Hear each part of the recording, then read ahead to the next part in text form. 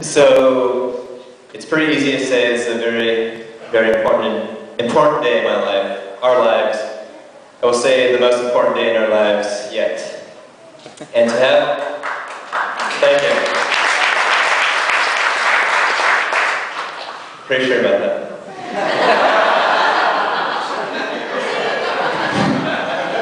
So to have each and every one of you here together to celebrate with us just makes it that much more special.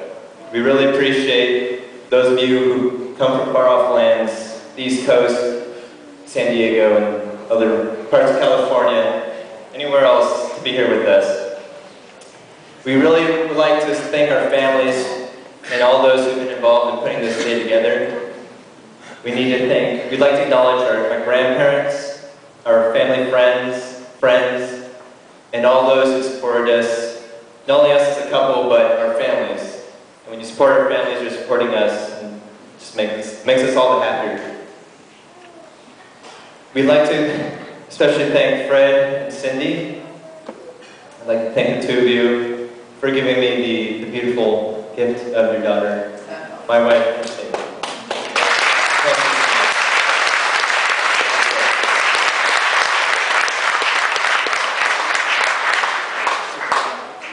I'd like to thank my parents and step-parents, Deanna and Vince, Chris and Noreen. Without all of you, Fred and Cindy included obviously, this day wouldn't come. We've needed all your support. Mom and Dad, thank you both for giving me the values, instilling in me the values that make me who I am today. Those values are going to help me be a good husband. Very good husband. And a good father today.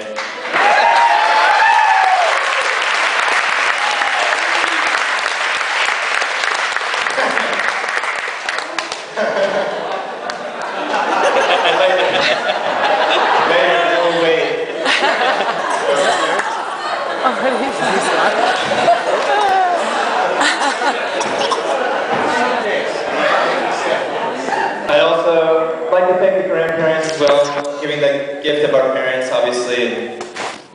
My brothers, Eric and Brian.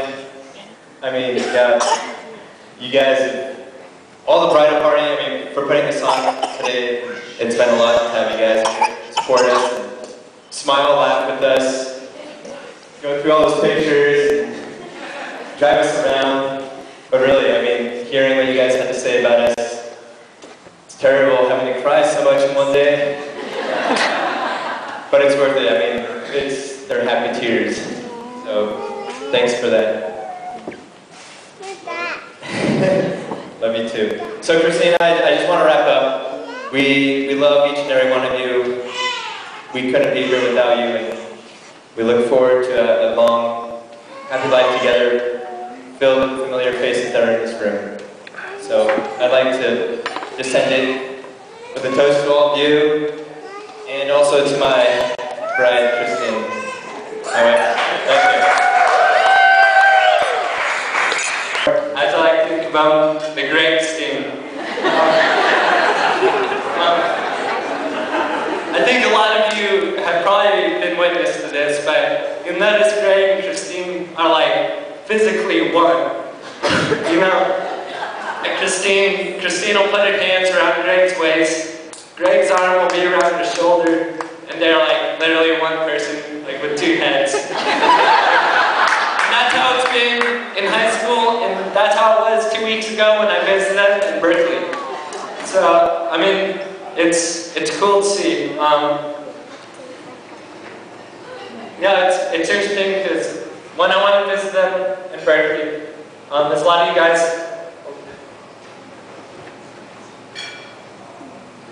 There's a lot of you guys know Greg's a pretty easygoing guy.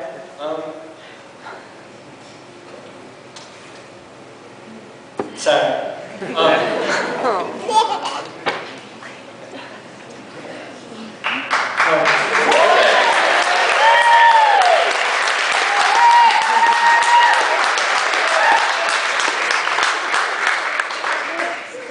But yeah, before the wedding was one of the few times I've ever seen him, you know, frustrated, a little stressed out about who to invite, how much money to spend on this and that, what music to play, who's going to play the music. But one thing was for certain, and that was they were not worried at all about who they were going to marry. Amen. So that's great to see as a brother. God's been a great brother. I really appreciate you guys' support. It's great having you across the bay.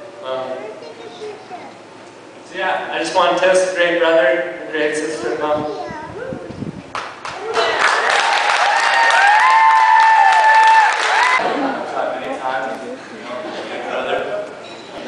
Succeeded.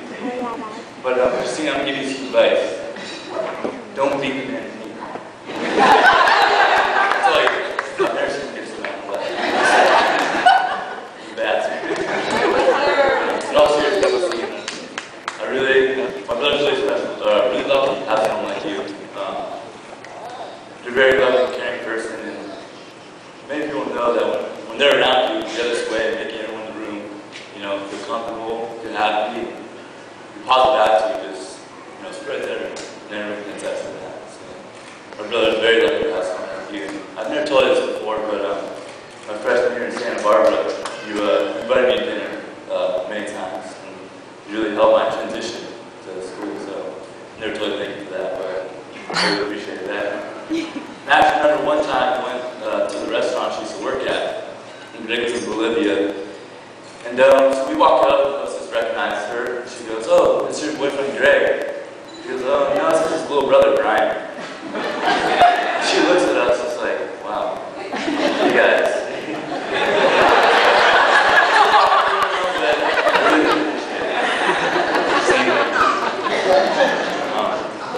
Greg, I don't need to talk to my back anymore, Greg, you're, I don't know what to say about you. You're one of the best brothers someone could ask for. You're, the love that you have for your family is that everyone can tell. And you feel that same love for Christine, and she's very lucky to have you also. And, you've been such a role model and inspiration for me all my life. I always look up to you. You make me want to work hard. You make me want to be a better person. I really try to follow your example. So, as I follow your example, one day I asked Christine, I said, how did Greg capture your heart? How did Greg get your attention? So this is what Greg did. Apparently in high school, after school, he would ask Christine for a ride. I'll give you a ride, and where am I taking you? He said, "Okay, just keep going." So Greg would drive, and Christine would be like, "All right, I'm going to drop you off here." But Christine would say that, and Greg would be like, "Oh no, just keep going, keep going." So we'd keep driving, and she'd stop off again. She'd be like, "Oh, Greg, we'll drop you off here." He goes, "Oh, no, just keep going." So eventually, they ended up at Christine's mom or dad's house, and Greg would still be in the car. I don't know how Greg would get home, or someone would pick him up, or what. But apparently it worked, so I don't know how I ever tried that, but you guys figured that worked. So that same spark you can see in high school is still evident now. You can see the way they look at each other, the way they hold each other, like Eric was saying. You can tell that they have very